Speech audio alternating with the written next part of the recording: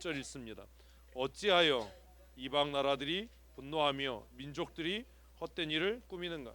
세상의 군관들이 나서며 관원들이 서로 꾀하여 여호와와 그의 기름 부은 자들을 대적하며 우리가 그의 맨 것을 끊고 그의 결박을 벗어버리지 않은도다. 하나님께서 다윗을 왕으로 세우셨는데 세상의 사람들은 뭐라고 얘기하는 거예요? 야, 저렇게 별 볼 일 없는 가문에 저렇게 별 볼 일 없는 놈이 어떻게 왕이 되냐? 왕이 되면 안 돼. 예? 저 싹을 잘라버려야 돼. 사울이 그렇게 생각을 한 거죠. 우리가 그의 멍에 그의 결박을 끊어버리자. 그래서 사울이 자신의 아들 누구에게요? 요나단에게 뭐라고 얘기합니까? 다윗이 살아있으면 너의 나라가 견고하게 설 수 없다. 그럼 저놈 죽여야 된다. 에이, 읽어본 기억은 나시죠, 고민장원사님? 언뜻 구약에 있어요, 그죠? 훌륭해. 신약에는 없어요. 그 어려운 걸 어떻게 알지?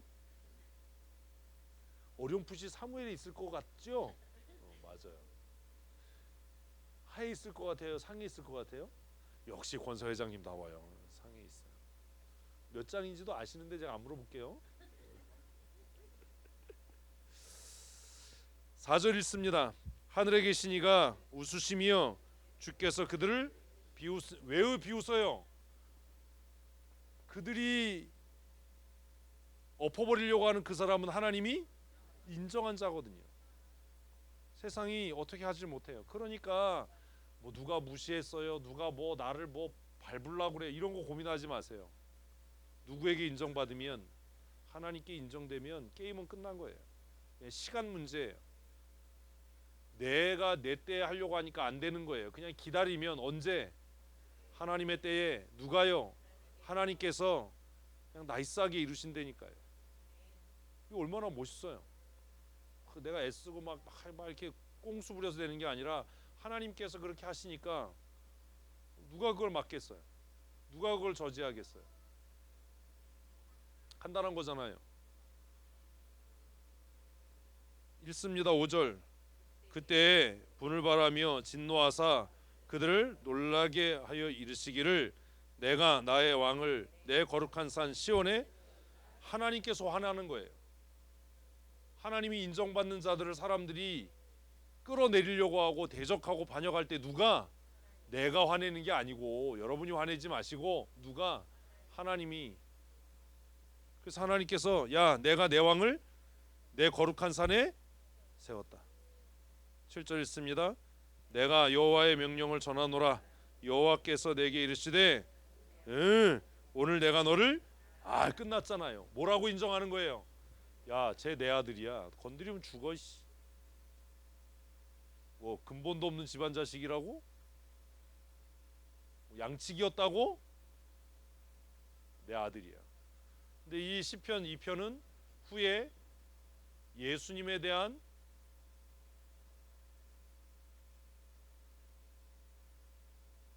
메시아 예언시로 해석이 되지요.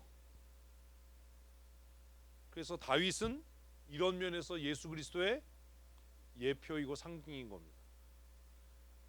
그래서 마지막 날에 다윗의 왕권을 회복하겠다라는 말은 다윗의 혈통을 잇는 왕이 세워지는 것을 이야기하는 것이 아니라 예수 그리스도의 메시아 사역의 완성을 이야기하는 겁니다. 제자들은 예수님이 진짜 다윗의 왕권을 계승하는 육체적인 왕이 될 거라고 기대를 한 거예요. 예루살렘 올라갈 때.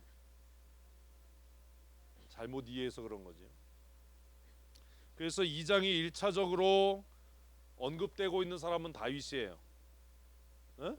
근데 사실 2장 전체가 바라보고 있는 건 메시아 언약이에요. 메시아 언약. 7절 너무 멋있잖아요. 같이 읽습니다. 8절.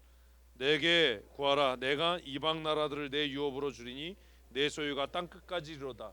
왜 하나님이 이렇게 하십니까? 관계 때문이에요. 하나님이 인정하니까. 그러니까 이런 겁니다. 여러분, 자, 고개를 드시고 힘쓰고 애쓰고 기도할 필요가 없어요. 뭐가 중요해요? 관계가 중요해요. 강 권사님하고 나하고 정말 긴밀한 관계면 제가 지나가는 말로라도 이야기하며 마음에 두고 하시겠지요. 물론 기억력이 깜빡깜빡해서 잊을 수는 있어요. 치매기가 있어서. 물론 하나님은 아니지만 권사님은 그럴 수 있어요. 분인하지 마세요. 그런데 관계가 안 좋으면 아무리 매달려서 간청해도 네가 해봐라 씨 내가 들어주나. 왜 우리 기도가 응답이 안 돼요? 기도가 모자라고 기도 열심히 없어서가 아니에요. 내 기도가 하나님 앞에 빨리 응답되기를 원하면 기도하는 시간을 늘리고 기도하는 양을 늘리려고 하지 말고 하나님과의 관계를 회복하세요. 그런 거잖아요. 우리도 그렇잖아요. 내가 좋아하고 이뻐하는 사람이 있으면 뭐라도 해주고 싶고, 아이들도 그렇잖아요. 정말 내가 귀여운 애가 있는데 걔가 새콤달콤 좋아해. 그럼 걔가 사달라는 소리 안 해도 사다 주고 싶잖아요. 사다 주잖아요. 근데 진짜 그냥 얄밉고 그냥 한 대 쥐어받고 싶은 놈이 나도 줬으면 좋겠어. 안 줘요. 내가 다 먹어버린다.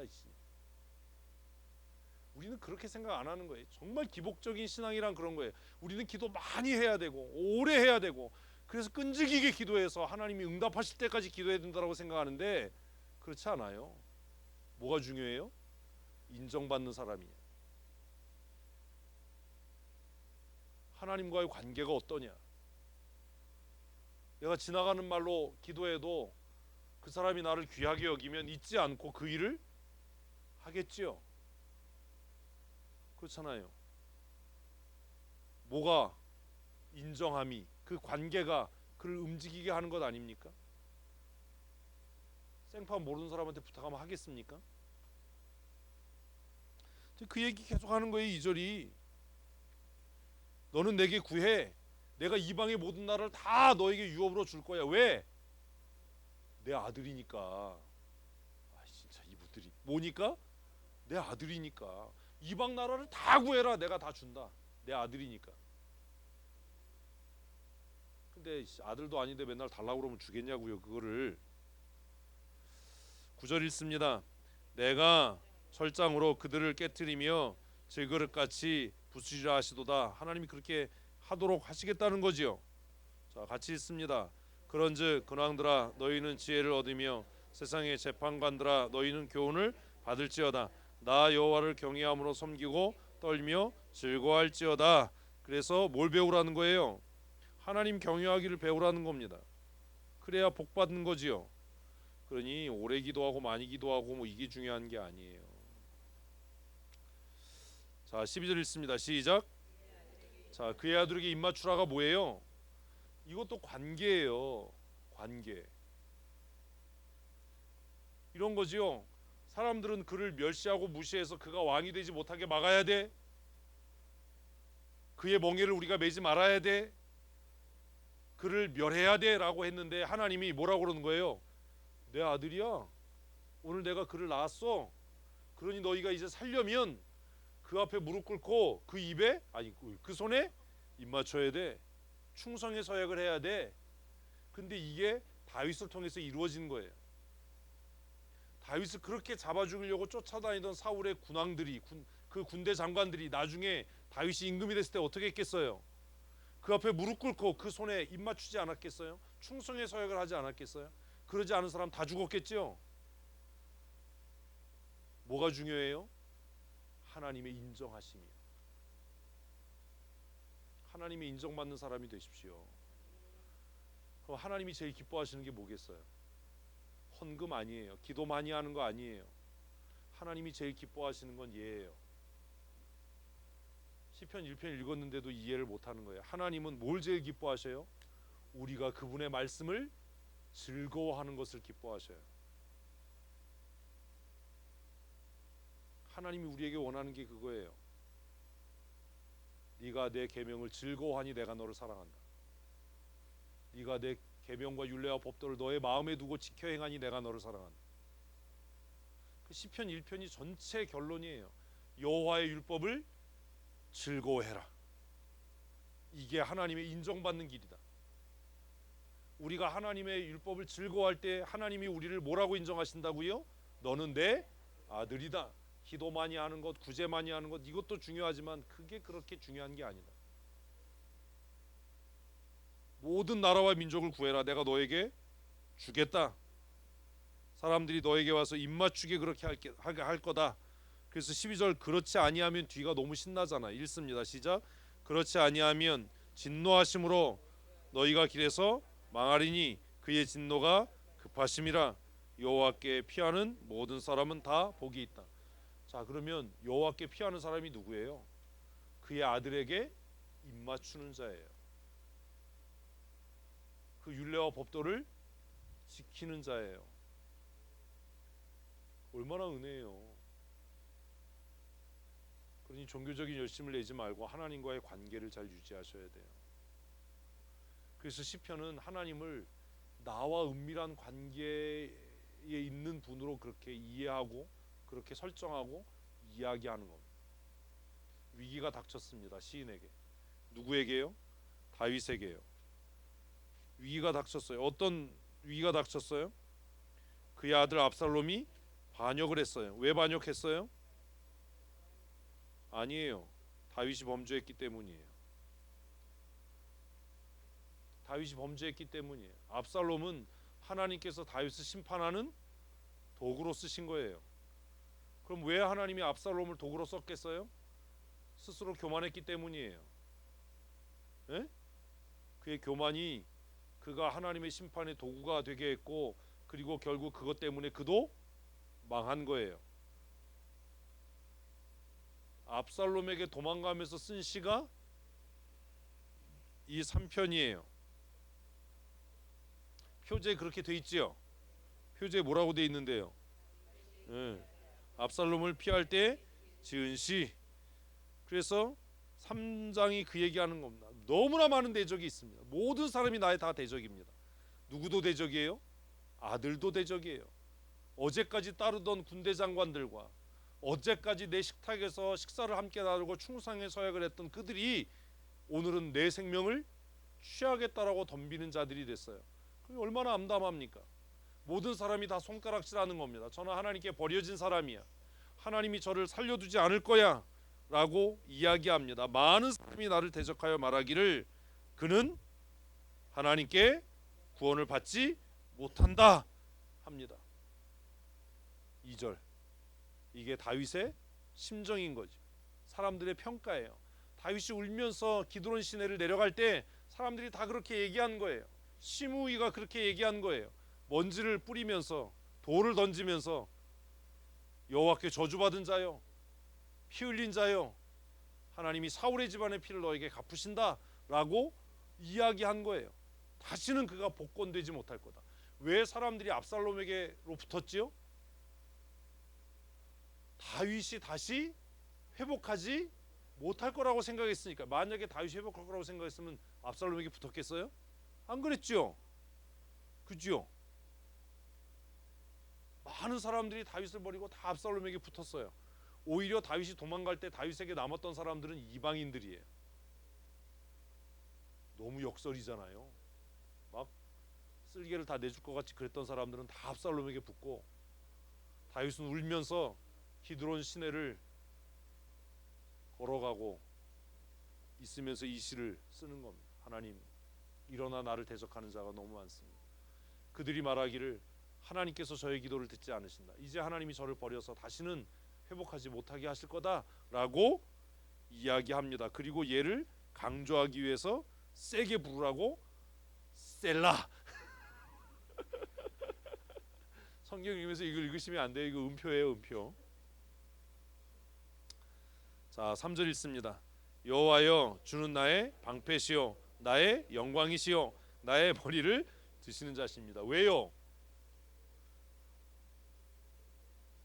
관계 때문이에요. 하나님은 내 아버지니까. 내가 좀 나쁜 짓 하고 못됐어도 하나님은 내 아버지니까. 지금 다윗은 자기가 왜 이렇게 당하는지 알잖아요. 왜 이렇게 당한 거예요?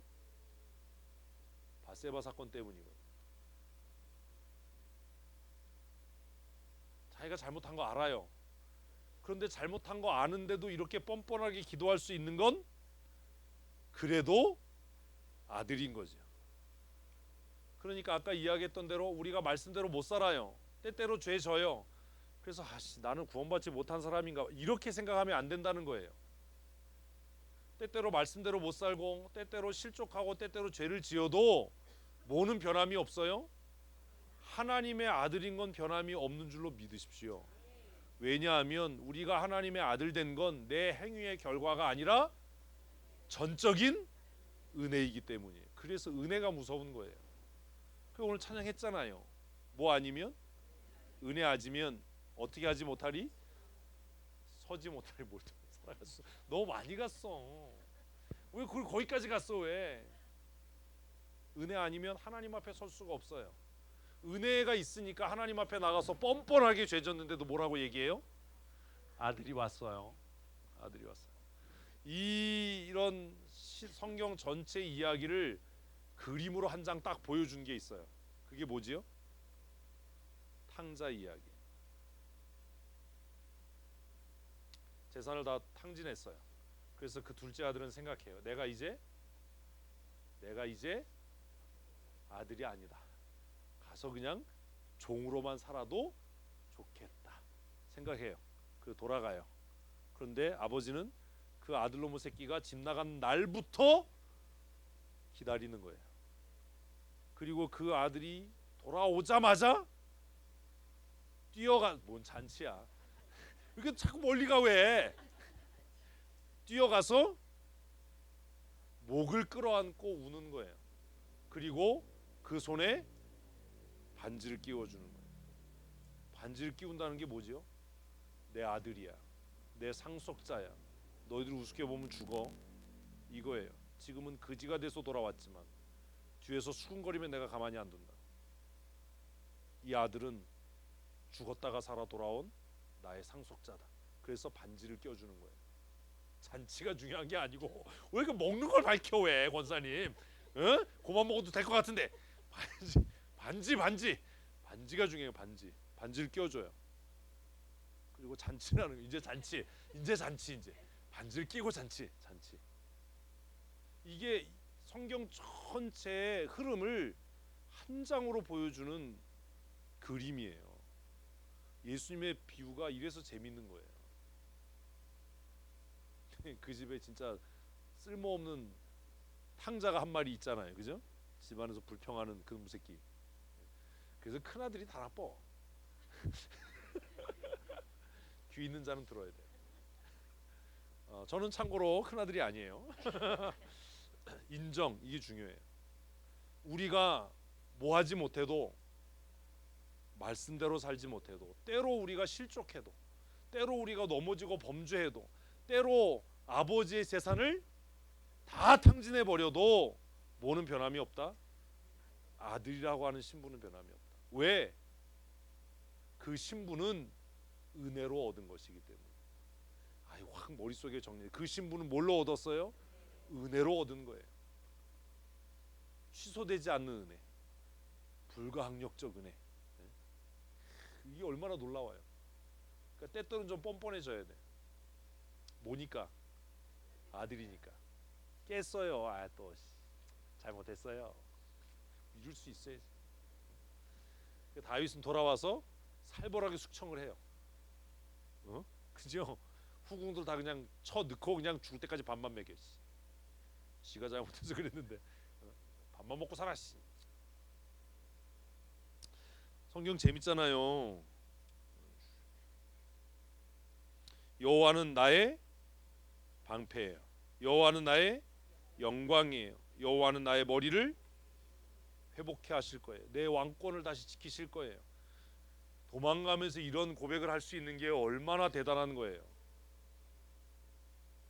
내가 지금은 울면서 이 기드론 시내를 건너지만 하나님이 내 왕권을 회복하실 거다. 왜? 나는 하나님의 택함 받은 아들이기 때문에. 그런 자부심이 좀 있어야죠. 누가 얕보고 누가 뭐라 그러면 상처받았다고 입 삐죽거리지 말고 네가 그래봐라. 나는 하나님의 사랑받는 사람이다. 뭘 그 말 한마디에 뭘 이렇게 뭘 난리를 쳐요. 그런 자신감이 있어야 되잖아요. 그 뒤에 읽습니다. 4절 시작. 내가 나의 목소리로 여호와께 부르짖으니 그의 성산에서 응답하신도다. 얼마나 대단한 자부심이에요. 내가 기도하면 하나님이 들으신다. 아멘. 그러니 고민하지 말라고요. 내가 기도하면 들으셔요. 누가 잊어도, 나는 잊어도 이건 부모는 알아요. 사달라고 이야기한 자식은 잊어도, 능력이 없어서 못 사주지만 부모는 그 말을 마음에 담고 살아요. 그래서 나중에도 얘기해요. 그때 소풍 갈 때 사이다 한 병 사서 들려보내질 못했네.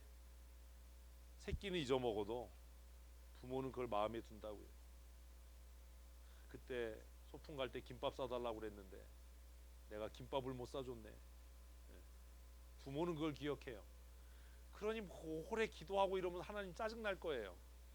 자꾸 사이다 사달라고 그러면 짜증나잖아. 어? 하나님은 기억하시고 들으셔요. 그 다음 읽습니다. 시작. 내가 누워 자고 깨어 있으나 여호와께서 나를, 야 이것도 얼마나 배짱이야. 어? 내가 자든지 깨어 있든지 하나님은 나를 지키실 거예요. 붙드실 거예요.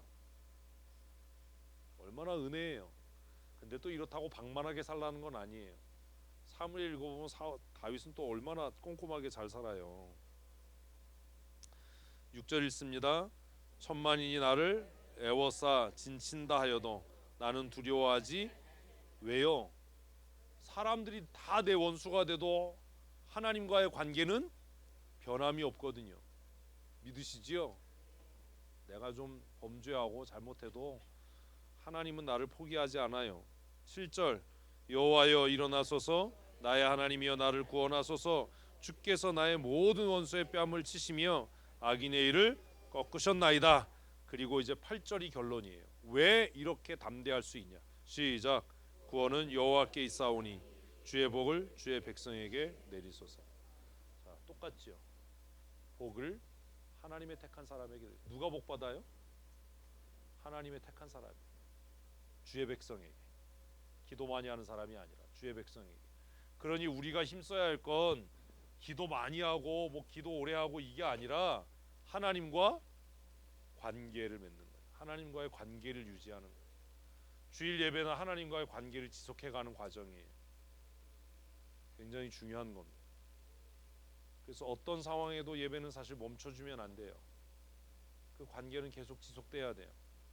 그 관계를 지속하기 위해서 희생해야 되고 노력해야 되고 때로는 생명을 담보로 해야 될 때도 있어요. 시편이 이렇게 재밌답니다. 한번 속아보시고 내일부터 또 시편 묵상을 열심히 하십시오. 자, 이렇게 3편까지 봤는데 4편이 막 궁금해지잖아 이제. 그죠? 4편이 막 궁금해지는데 집에 가면 하나도 안 궁금해. 집에 가면 뭐가 궁금하냐면 부부의 세계가 궁금해. 야 어떻게 되나 막. 그거 궁금해하시지 마시고 시편 4편과 그 이후에 150편까지의 스토리를 궁금해하십시오. 말씀드린 대로 우리 이진동 선교사님은 비행기 편이 잘 마련돼서 귀국하실 겁니다. 살이 많이 빠지셨대요. 건강 위해서 기도해 주시고 또 돌아오셔서 한국에 머무시는 동안 잘 회복될 수 있도록 또 치과 진료도 잘 받고 또 코로나 바이러스 때문에 어려운 일 없도록 위해서 기도해 주시면 감사하겠습니다.